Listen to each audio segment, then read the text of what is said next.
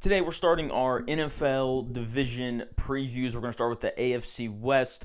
I'm going to read these teams off in the order of which I think they'll finish in the division. I have the Chiefs winning this division. I know a lot of people don't. A lot of people are writing them off after missing the playoffs last year. And I know Chiefs fans are like, yeah, well, Mahomes got hurt. Well, they probably weren't going to make the playoffs before that, right? But at the same time, I'm hearing a lot of these people that are writing off the Chiefs do a lot of talking on behalf of the Cincinnati Bengals, a team that hasn't made the playoffs in the last 3 years, a team that hasn't been able to keep their quarterback healthy, a team that doesn't have some great offensive line. And when I look at the Chiefs, yes, there are concerns about the weapons, absolutely. But their biggest problem last year was the fact that their starting left tackle, Simmons, missed a lot of the season, missed time with some personal issues. He missed time with a wrist injury at the end of the year as well. If he can just be healthy, then this Chiefs offense is going to be so much better than what it was last year. And I thought that was really the problem. I understand Chris Jones is getting a little bit older, but I thought that the Chiefs did a nice job in the draft addressing that. They grab the defensive lineman out of Clemson late in the first round, a guy who before the season, I'm pretty sure it was Parker. There were two edge rushers out of Clemson that were supposed to be awesome. I'm pretty sure that they grabbed Parker.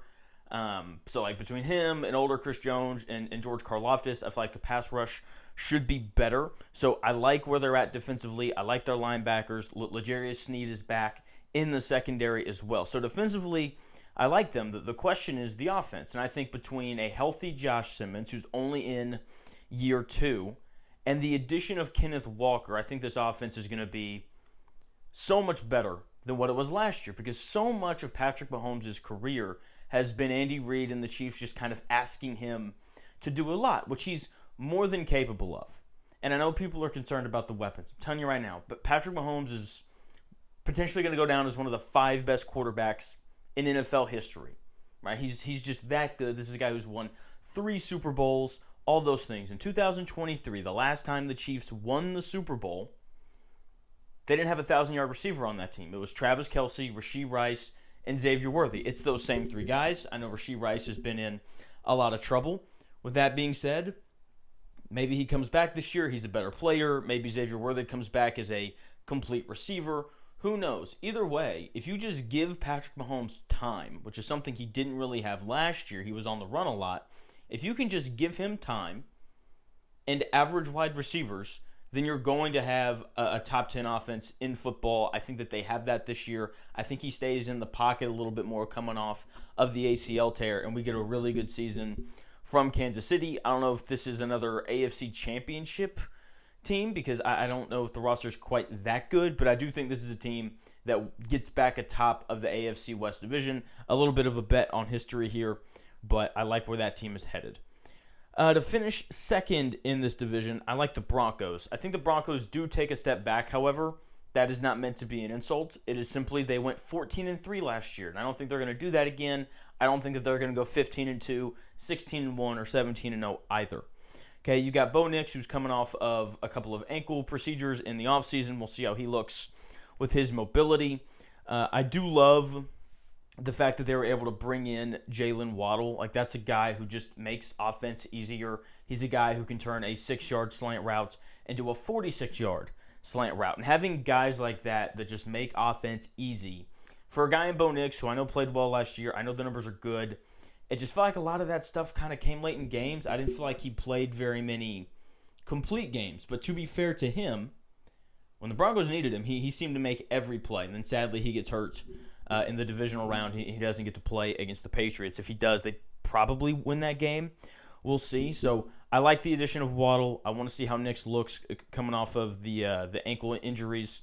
I do have questions about the run game. They were 16th in the NFL last year in yards per carry, and they were 21st in the NFL in rushing yards per game. That is something that should be better, especially when you look at last year. Like, their offensive line stayed pretty healthy. They just couldn't find a way to run the football. This is one of those things with Sean Payton where I just kind of expect that to be a little bit better because it's Sean Payton. With that being said, Sean Payton's not calling plays this year. It's Davis Webb, who I'm sure is a smart guy. Gotta be. If Sean Payton's one of the best play callers in the NFL is handing the reins over, That being said, Sean Payton, like a lot of people, has an ego.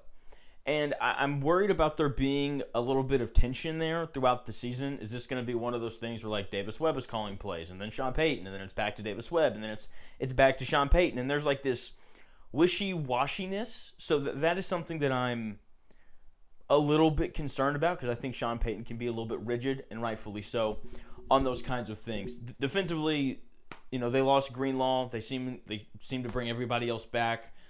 Nick Bonito's back. He's going to be able to rush the passer. It's a really good front four. I like the linebackers. The secondary between Surtain and Hufanga, loaded. So defensively, they're going to be really good. I just want to see if they have the run game to complement that, and I want to see how Bo Nix looks off of the injury. I think this is a team that is more than capable of winning 11 or 12 games. Problem is, this might be the toughest division in football. So we'll see how it goes. Certainly, I like the Chiefs to win the AFC West, but if the Broncos won it, I wouldn't be surprised. I've got the Chargers finishing third, and this is one of a few divisions that could very easily have 3 playoff teams. I know there's a lot of people picking the Chargers to win this division, and I don't mind that idea. The problem is they're the Chargers, and I like the roster. I love Justin Herbert. I'm one of the few people who thinks Justin Herbert's still good. Apparently, a lot of people don't think that anymore. Defensively, they have to replace Jesse Minter. We'll see how Chris O'Leary does in his first year as their defensive coordinator. They're returning a lot of starters, but it's an older defense that battled some injuries last year. Khalil Mack, you could argue, is still their best edge rusher. I know they drafted Akeem Mesidor out of Miami.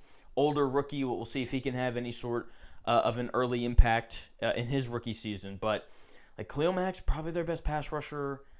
Derwin James is still playing safety for them. It's an older defense, and older teams tend to just get banged up a little bit more. And again, that was a problem for them last year. So we'll see if they can stay healthy. If they can stay healthy, then I think that this Chargers defense will be plenty good enough for them to win games like it was last year. Offensively, I wish that they had another receiver outside of Quentin Johnston and Ladd McConkey, 2 players that I like, but there's not really any sort of a superstar there. They did hire Mike McDaniel in the offseason to come in as the new offensive coordinator. We'll see how it goes. It'll probably be great in year 1. Long term, I don't know how it's going to go, because when you look at those Mike McDaniel offenses in Miami, year 1 was great, year 2 was good, and it just slowly went downhill from there. And with that being said, Justin Herbert, way better than Tua. So maybe Justin Herbert's the guy who fixes all of this. That's certainly very possible. So I think this is going to be a good regular season team again. I like the Chiefs, Broncos, and Chargers, all 3 to make the playoffs this year. I think all 3 of those teams are more than good enough to win double-digit games. I think all 3 of those teams are more than good enough to win this division. I'm just going to take the history of the Chiefs because I've just seen it more often. And when you look at their recent history, I don't think they're going to have 2 bad seasons where they miss the playoffs 2 years in a row. I expect for them to fight atop of the division. And then you have the Raiders, who everyone's picking to finish last. Absolutely. They're not going to win very many games. They're going to be bad. But I kind of think they're a little underrated. I think they're going to be decent with a tough schedule. They've got interesting weapons, right? Brock Bowers is the best receiving tight end in football. It's different from being the best tight end in football. Ashton Jeanty, I know he wasn't great last year, but that Raiders offensive line was terrible. I think Jack Beck and Jalen Naylor are interesting young receivers. They need a little bit more from Beck coming into year 2. He was a second-round pick last year, didn't really do much in the opportunities that he was given.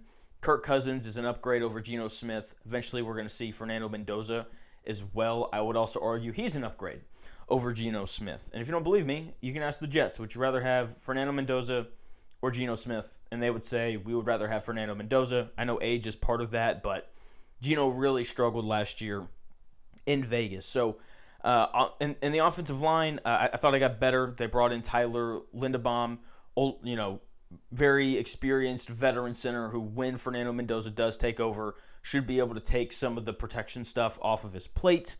Colton Miller, very solid at left tackle. That's a guy that you can trust to protect Kirk Cousins and Mendoza. Defensively, they added a lot as well. Max Crosby's obviously the headliner. Dude's just a beast. After that, Kwity Paye's a solid player. Jonah Lalu's a solid player. Eric Stokes, Quay Walker, and Nakobe Dean, all those guys are pretty solid players as well. So between the offensive line improving, the quarterback situation improving, multiple defenders that just kind of raise the floor of the defense, they are certainly, I think, more talented this year than they were last year.